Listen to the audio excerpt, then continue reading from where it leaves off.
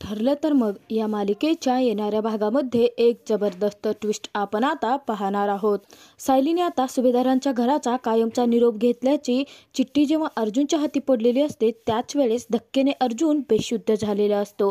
तर अख्खं सुभेदार परिवार आता अर्जुनची अवस्था पाहून कोलमडून गेलेलं असतं। तर इकडे आता अर्जुनचे बेशुद्ध पडल्याची जेव्हा बातमी इकडे सायलीपर्यंत जेव्हा पोहोचलेले असते त्याच वेळेस सायली धावत पळत आता सुभेदारांचं घर गाठत अर्जुनच्या शुद्धीवर येण्यासाठी देवीकडे प्रार्थना करणार असते। तर आता सायलीची प्रार्थना फळाला येत अर्जुन शुद्धीवर तर येतो, परंतु तिथे आता दुसरा मोठा ट्विस्ट असा घडणार असतो की सायलीच्या हातात बॅग पाहून तिथे आता सुभेदारांना मोठा धक्का बसणार असतो। तर तिथेच आता सायली ती बॅग घेऊन नक्की सुभेदारांचं घर सोडून कुठे गेली होती याचं उत्तर सायली सुभेदारांना देणार का? तर त्यानंतर अर्जुनला तिथे आता सायली एक वचन देणार असते। तर कल्पना सुद्धा आता सायलीकडून खूप मोठं वचन मागून घेणार असते। तर अर्जुनला सायली आता कोणतं वचन देणार आणि कल्पना आता सायलीला असं कोणत्या वचनात अडकवणार आहे हे आपण या व्हिडिओमध्ये पाहणार आहोत। तर व्हिडिओ शेवटपर्यंत नक्की बघा। तर इकडे आता सायलीने सुभेदार घराण्यातल्या जेवढ्या काही आठवणी तिने साठवून ठेवल्या होत्या त्या सर्व आठवणी सोबत घेऊन जात सुभेदारांच्या घरांना निरोप दिलेला असतो। तर जात असताना सायली द्विधा मनस्थितीत अडकलेली असते। एक म्हणजे अर्जुनवरचं तिचं प्रेम तिला त्या घरातून बाहेर पडू देत नसतं, परंतु कॉन्ट्रॅक्ट संपल्यामुळे सायलीला तिथे राहणंही शक्य नसतं। परंतु सायली खूप मोठं पाऊल उचलत तेथून बाहेर तर पडते आणि तिने अर्जुनसाठी एक चिठ्ठीही लिहून ठेवलेली असते।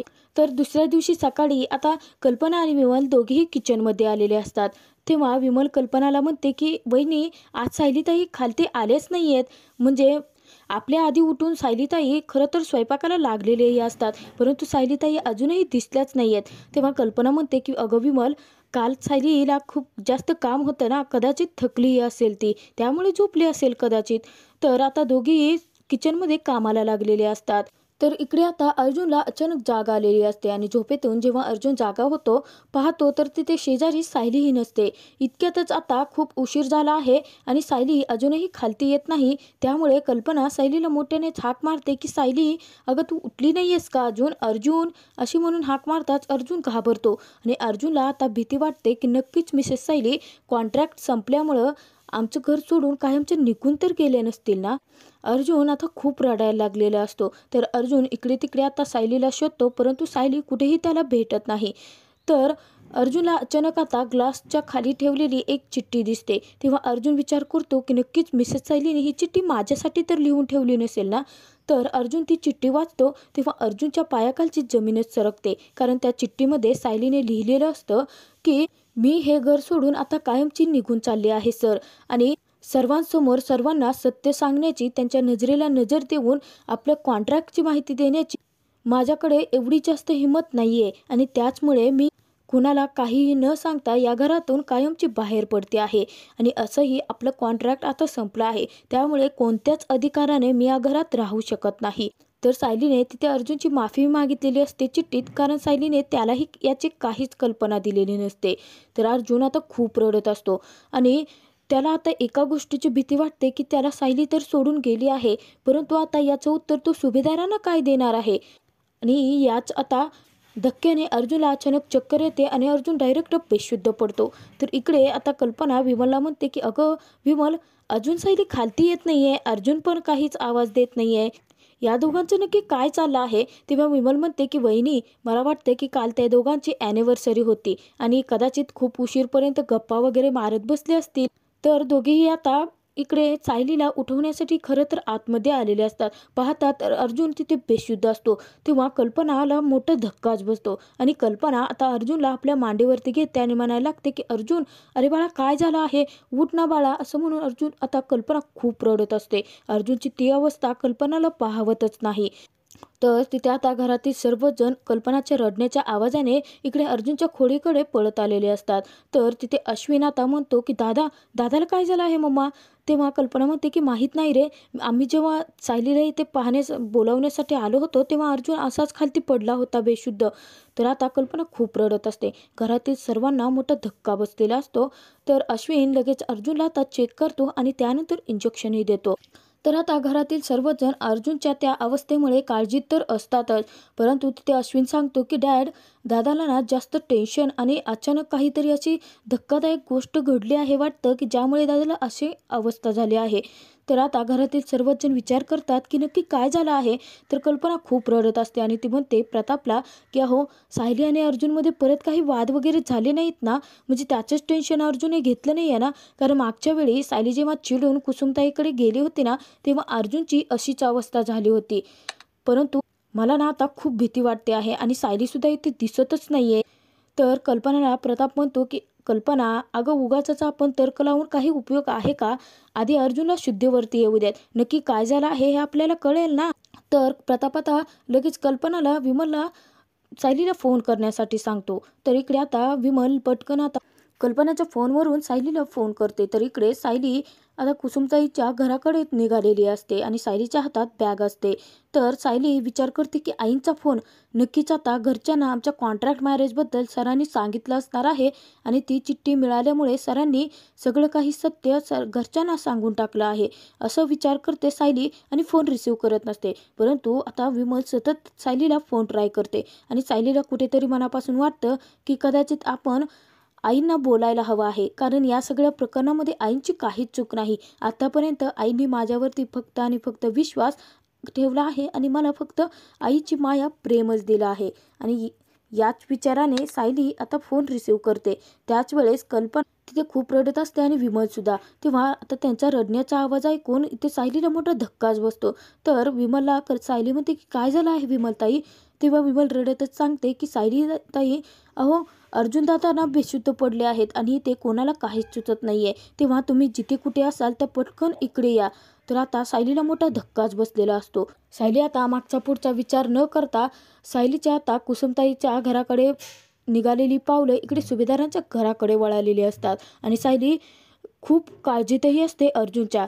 तर सुभेदारांच्या घरात आल्यानंतर आता सायलीच्या हातात बॅग आणि पर्स असते. सायली तशीच परत फिरलेली असते. तर घरच्यांना आता सायलीला त्या अवस्थेत पाहून मोठा धक्का बसतो. परंतु सायली या सगळ्याचा विचार न करता फक्त आणि फक्त अर्जुनच्या विचारात असते. तर सायलीला आता अश्रू अनावर होतात आणि सायली रडत असते आणि कल्पना म्हणते की आई, इथे नक्की काय झालं आहे आणि यांची अवस्था अशी कशी काय झाली, हे अचानक बेशुद्ध कसे पडले, कोणी मला काही सांगणार आहे की नाही.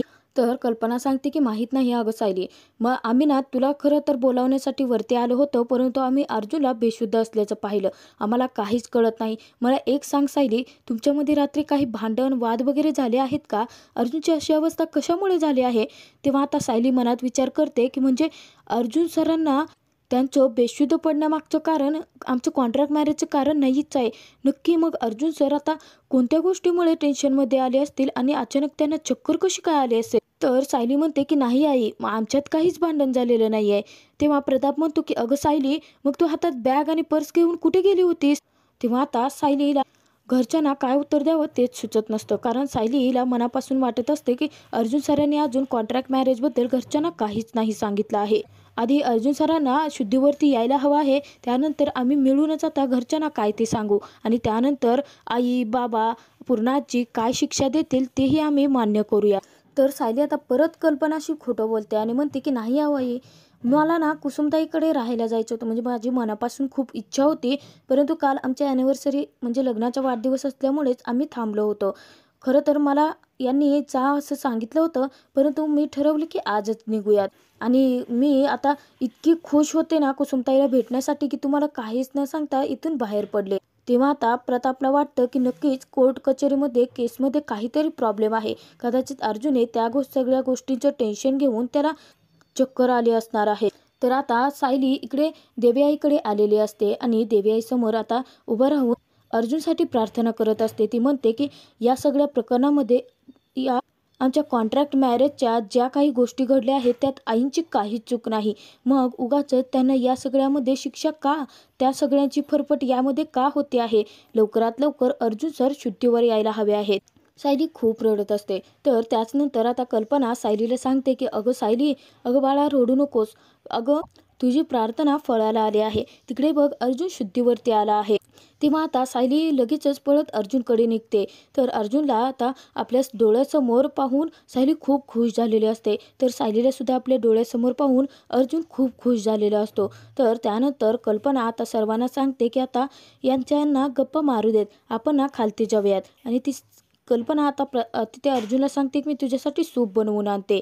तेव्हा सायली आणि अर्जुन दोघेच रूममध्ये असतात. तर सायली म्हणते की सर, असं काय झालं होतं की तुम्हाला अचानक अशी चक्कर आली आणि तुम्ही डायरेक्ट बेशुद्धच पडलात. तेव्हा आता अर्जुनला मनापासून सांगावंसं वाटतं की त्याचं सायलीवरती खूप प्रेम आहे.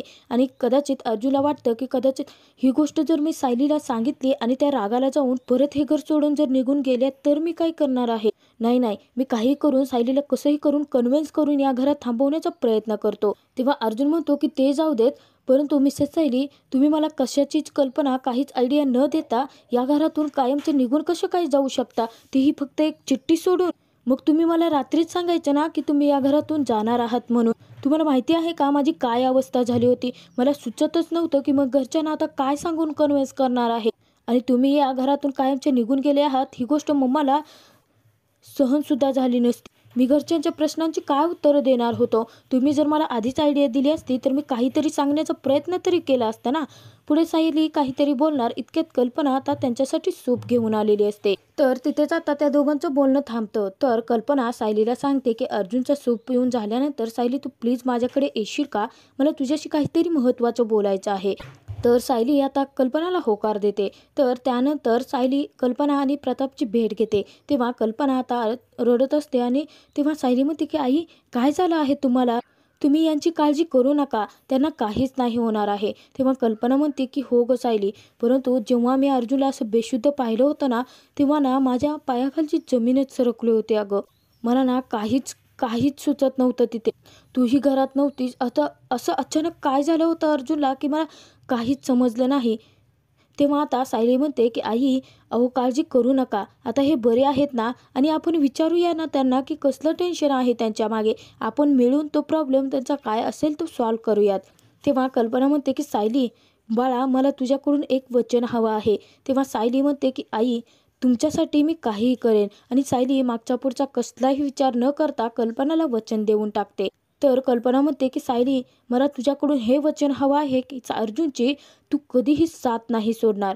आयुष्यभर अर्जुनच्या सोबत राहशील. अर्जुनच्या प्रत्येक सुखदुःखाच्या क्षणात तू त्याच्या साथीदार असशील.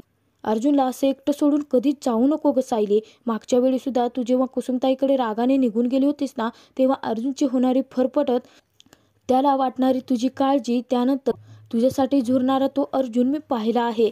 आणि तू जर त्याच्या आयुष्यात नसलीस तर अर्जुन जगूही शकणार नाही अगं. एका आईचं तुझ्याकडे हेच मागणं आहे. तेव्हा आता सायली खूप इमोशनल झालेली असते आणि सायली रडत असते. तेव्हा सायली म्हणते की नाही आई, मी यांची साथ कधीच नाही सोडणार. आणि सायली आता कल्पनाला वचनही देऊन सांगते. परंतु सायली मनात विचार करते की आई, तुम्ही माझ्याकडून वचन तर घेतलंच, परंतु जेव्हा आता आमच्याकडून तुम्हाला कॉन्ट्रॅक्ट मॅरेजबद्दल कळेल तेव्हा तुमची काय अवस्था होणार आहे याचा विचार करूनच मला आता भीती वाटायला लागली आहे. तर त्यानंतर सायली आता रूमकडे गेलेली असते आणि सायली पाणी पित असते. सायली खूप टेन्शनमध्ये असते की कल्पनाला तिने वचन तर दिलं आहे, परंतु पुढे काय होणार आहे. इतक्यात आता तिथे अर्जुन आलेला असतो. अर्जुनने विचार केलेला असतो आणि अर्जुन आता बायको असा हाक मारतच आलेला असतो. तेव्हा सायली अर्जुनकडे पाहत असते, पाणी पित असते. इतक्यातच अर्जुन म्हणतो की बायको, मला ना तुला प्रपोज करायचं आहे. तेव्हा सायली धक्क्यानेच अर्जुनकडे पाहते. तर आता अर्जुन म्हणतो की नाही मिसेस सायली, म्हणजे मला एक आयडिया तुमच्याकडे प्रपोज करायची आहे. तेव्हा सायली अर्जुनला म्हणते की बोला ना सर. तर अर्जुन म्हणतो की मिसेस सायली, मी असं ठरवलं आहे की जोपर्यंत मधुभाऊ सुटत नाहीत तोपर्यंत आपण आपलं कॉन्ट्रॅक्ट वाढवायचं का. तेव्हा आता सायली विचार करते की अर्जुन सरांना असं का वाटतंय की आपण कॉन्ट्रॅक्ट वाढवूयात म्हणून. तर सायलीला अर्जुन म्हणतो की नाही, म्हणजे तुमची इच्छा असेल तर. आता जरी आपण 1 वर्षाचं कॉन्ट्रॅक्ट केलं, मला मनापासून वाटलं होतं की या वर्षात मी मधुभाऊंना सोडवेन, परंतु माझ्याकडून ते शक्य नाही झालं. परंतु आपण आपलं कॉन्ट्रॅक्ट जर वाढवलं तर त्या कॉन्ट्रॅक्टनुसार मी एक कसलीच फी न घेता तुम्हाला या सगळ्यामध्ये मी मदत करू शकतो. मी मधुभाऊंना सोडवू शकतो. आणि आत्तापर्यंत अर्ध्यापर्यंत आपण अर्धी लढाई जर जिंकली आहे ना, मग पुढे आपण असंच कंटिन्यू केलं तर तेव्हा आता सायली खूप विचार करते आणि अर्जुनला म्हणते की तुमचा हा प्रस्ताव मला मान्य आहे सर. मी जोपर्यंत मधुभाऊ सुटत नाहीत तोपर्यंत या घरात राहायला तयार आहे. तर अर्जुन आता खूप खुश झालेला असतो. तर अर्जुन स्वतःचा हात पुढे करतो आणि म्हणतो ठरलं तर मग. तेव्हा सायली सुद्धा हातात हात देते आणि ठरलं तर मग म्हणते आणि दोघेही आता एकत्र येत कायमचा आता कॉन्ट्रॅक्ट वाढ नव्याने आयुष्याला सुरुवात केलेली